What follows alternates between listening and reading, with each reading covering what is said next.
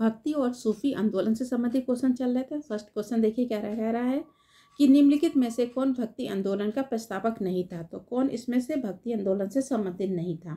देखा जाए, देखिए तुकाराम है, त्यागराज है और वल्लभाचार्य, ये तीनों कैसे मध्यकालीन भक्ति आंदोलन से संबंधित हैं। तो पूछा जा रहा है इसमें से कौन भक्ति आंदोलन से संबंधित नहीं है। तो कौन हो जाएंगे, नागार्जुन हो जाएंगे। और ये प्रथम शताब्दी के हैं और इन्होंने शून्यवाद के प्रतिपादक भी थे ये। तो आंसर इसका क्या हो जाएगा, ए हो जाएगा। 47 देखिए क्या कह रहा है, नीचे दो कथन दिए गए हैं। एक को कथन ए तथा दूसरे को कारण आर कहा गया है। कथन ए देखिए क्या कह रहा है, कथन ए कह रहा है कि मध्यकालीन में संगीत पर संस्कृत में लिखी गई अनेक पुस्तकों का फारसी में अनुवाद किया गया था। बिल्कुल सही है, फारसी में अनुवाद किया गया था संगीत पर। कारण आर देखिए क्या कह रहा है कि आरंभिक चिश्ती सूफी संत संगीत सभाओं जिन्हें समा कहा जाता था वे शौकीन थे। समा मानी क्या होता है, संगीत, ठीक है। तो वे संगीत के भी शौकीन थे, लेकिन सही व्याख्या नहीं कर रहे हैं। तो आंसर इसका क्या हो जाएगा, आंसर इसका बी हो जाएगा। कथन ए तथा कारण दोनों सही हैं, किंतु कारण आर की ए की सही व्याख्या नहीं करता है। तो आंसर इसका बी हो जाएगा। 48 देखिए क्या कह रहा है कि भारत में चिश्तिया सूफी मत की स्थापित किया था। तो भारत में बात हो रही है, चिश्तिया संप्रदाय की स्थापना किसने की थी। तो कौन हो जाएंगे, मोहिउद्दीन चिश्ती हो जाएंगे। इनका जन्म याद रखें 1143 में सिस्तान में होता है इनका जन्म, और इनकी मृत्यु कहाँ हो रही, 1236 में अजमेर में होती है, ठीक है। अगर पूछा जाएगा भारत के बाहर चिश्ती यानी सिलसिले की स्थापना किसने की थी, तो कौन हो जाएंगे, अबू अब्दाल हो जाएंगे। कौन हो जाएंगे, अबू अब्दाल हो जाएंगे।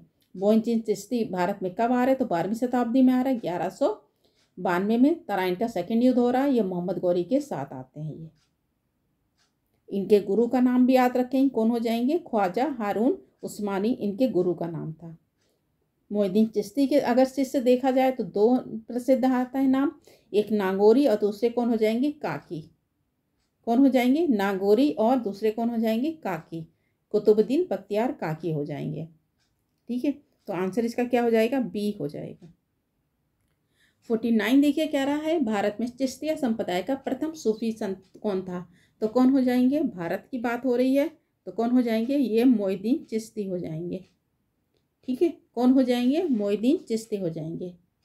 और इनकी मृत्यु कब हो रही है, तो 1236 में। कब हो रही है, सॉरी फिर से लिख दे रहे हैं, कब हो रही है, 1236 में इनकी मृत्यु होती। कहाँ होती है, अजमेर में होती है।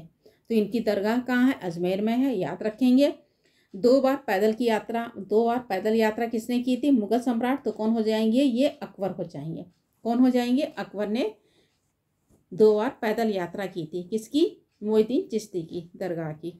तो आंसर इसका ए हो जाएगा। 50 देखिए क्या कर रहा है क्वेश्चन कि निम्नलिखित में से सूफी संतों में से कौन सर्वप्रथम अजमेर में बस गए थे। तो कौन बस गया था, ये मोइनुद्दीन चिश्ती हो जाएंगे। और किसके साथ आ रहे हैं, मोहम्मद गौरी के साथ आते हैं, ठीक है। इनके गुरु का नाम भी याद रखें, ख्वाजा उस्मान हारूनी थे, और इन्होंने ही भारत में भेजा था इनको। और आते लेकिन किसके साथ हैं, तो ये मोहम्मद गौरी के साथ आते हैं। तो आंसर इसका ए हो जाएगा। और देखा जाए तो मोइनुद्दीन चिश्ती की दरगाह कहाँ, अजमेर में है। शेख कुतुबुद्दीन बख्तियार काकी की दरगाह कहाँ है, तो ये दिल्ली में है। और किसकी हो जाएगी, निजामुद्दीन औलिया की दरगाह कहाँ है, ये भी दिल्ली में है। और शेख सलीम चिश्ती की दरगाह कहाँ है, तो याद रखें फतेहपुर सीकरी में है, ठीक है। 51 देखिए कह रहा है निम्नलिखित में से कौन सूफी बाद के सिलसिले शाखा का संस्थापक था। तो कौन हो जाएंगे, ये ख्वाजा अबू अब्दाल हो जाएंगे। अगर भारत में पूछा जाएगा तो कौन हो जाएंगे, ख्वाजा मोइनुद्दीन चिश्ती हो जाएंगे। तो आंसर इसका ए हो जाएगा, आंसर इसका सी हो जाएगा। 52 देखिए कह रहा है ख्वाजा मोइनुद्दीन चिश्ती किसके शिष्य थे। तो किसके शिष्य थे, ये ख्वाजा उस्मान हारूनी के शिष्य थे, और ये इन्हीं के कहने पर भारत आए थे। और लेकिन आते किसके साथ हैं, ये मोहम्मद गौरी के साथ भारत आते हैं। तो आंसर इसका डी हो जाएगा। 53 देखिए कह रहा है ख्वाजा मोइनुद्दीन जिससे शिष्य थे, तो किसके शिष्य थे, तो इनके गुरु का नाम याद करके रखेंगे। कौन हो जाएंगे, ख्वाजा उस्मान हारूनी इनके गुरु थे, ठीक है। और इनके शिष्य मोइनुद्दीन के शिष्य कौन थे, तो याद रखेंगे कौन हो जाएंगे, एक हमीउद्दीन नागौरी और दूसरे कौन हो जाएंगे, कुतुबुद्दीन बख्तियार काकी इनके शिष्य थे, ठीक है। तो आंसर इसका सी हो जाएगा।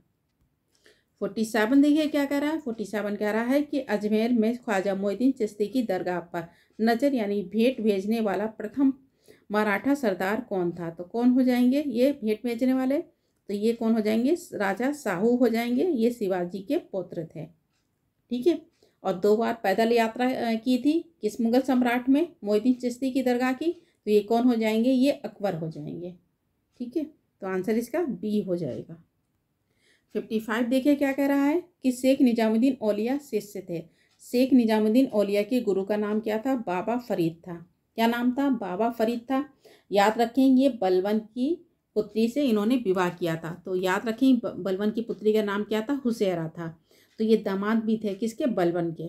कौन, बाबा फरीद। बाबा फरीद ने 3 विवाह किए थे। अगर देखा जाए तो इनका जन्म कहाँ हो रहा, मुल्तान में हो रहा, 1175 में हो रहा है बाबा फरीद का। और इनकी मृत्यु कब हो रही, 1265 में अजोधन पूछी गई है। याद रखेंगे इनकी मृत्यु, इनकी दरगाह कहाँ है बाबा फरीद की, तो अजोधन या पूछा जा सकता पाटन, ये दोनों कहाँ पड़ते हैं, पंजाब में है। ठीक है, शेख निजामुद्दीन औलिया की बात करें तो इनका जन्म 1236 में हो रहा है। कहाँ हो रहा, बदायूं में हो रहा है। उनकी मृत्यु कब हो रही है, 1325 में दिल्ली में होती है। और ग्यासपुर में इन्हें दफनाया जाता है। इनकी माँ का नाम क्या था, बीबी जुलेखा इनकी माँ का नाम था। इन्हें क्या कहा जाता, निजामुद्दीन औलिया को देखिए, महमूद इलाही कहा जाता है, संतों का राजा कहा जाता है इनको, योग सिद्ध भी इन्हें कहा जाता है। ठीक है, और इनके यानी कि गुरु का नाम क्या था, बाबा फरीद था। तो आंसर इसका सी हो जाएगा।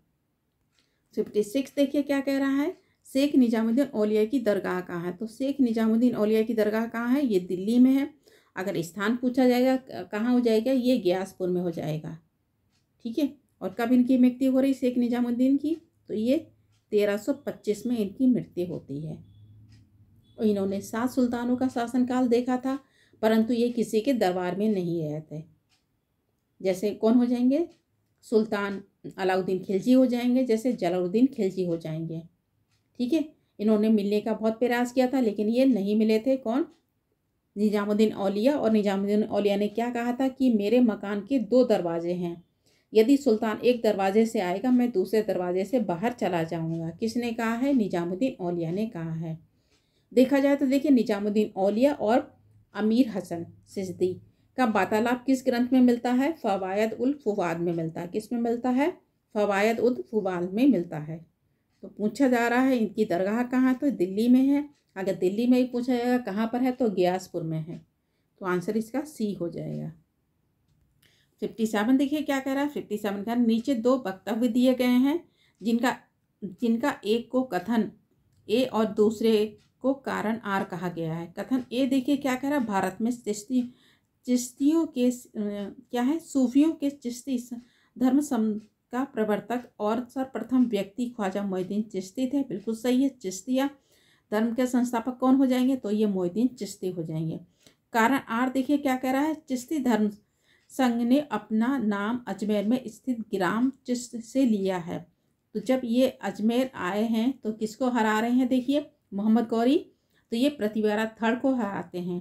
और ये क्षेत्र किसके अधीन होता है, ये पृथ्वीराज थर्ड के अधीन होता है अजमेर। ठीक है, और यहीं पर ये किसको हरा रहे हैं, पृथ्वीराज थर्ड को हराते हैं मोहम्मद गौरी। तो ये क्षेत्र में घूमते भी हैं कौन, मोइनुद्दीन चिश्ती। ठीक है, तो ये इनके नाम से नहीं बना हुआ है, तो ये गलत हो जा रहा है। देखिए सिर्फ एक कथन सही है। तो आंसर इसका क्या हो जाएगा, आंसर इसका सी हो जाएगा। ए सही है परंतु आर गलत है। ठीक है, 58 देखिए क्या करा, जिस सूफी संत की मान्यता है थी कि भक्ति संगीत ईश्वर के निकट पहुंचने का एक साधन है, तो वह कौन हो जाएंगे, मोइनुद्दीन चिश्ती हो जाएंगे। ठीक है, कौन हो जाएंगे, मोइनुद्दीन चिश्ती हो जाएंगे। मोइनुद्दीन चिश्ती को संगीत बहुत प्रिय था और वह कहते थे, क्या कहते थे मोइनुद्दीन चिश्ती, संगीत आत्मा का पौष्टिक आहार है। तो संगीत आत्मा का पौष्टिक आहार है, किसने कहा, ये मोइनुद्दीन चिश्ती ने कहा है। ठीक है, तो याद रखेंगे आंसर इसका क्या हो जाएगा, ए हो जाएगा। और देखा जाए तो यही कारण है कि समा जो है संगीत गोष्ठी का आयोजन चिश्तिया शाखा का प्रमुख विशेषता बन गई थी। तो आंसर इसका ए हो जाएगा। 59 देखिए कह रहा है निम्नलिखित में से कौन चिश्ती सिलसिले से संबंध नहीं है। तो कौन नहीं है, तो देखिए कौन हो जाएंगे, कुतुबुद्दीन, ख्वाजा कुतुबुद्दीन बख्तियार काकी भी थे, मोइनुद्दीन चिश्ती ने स्थापना की थी, निजामुद्दीन औलिया भी थे।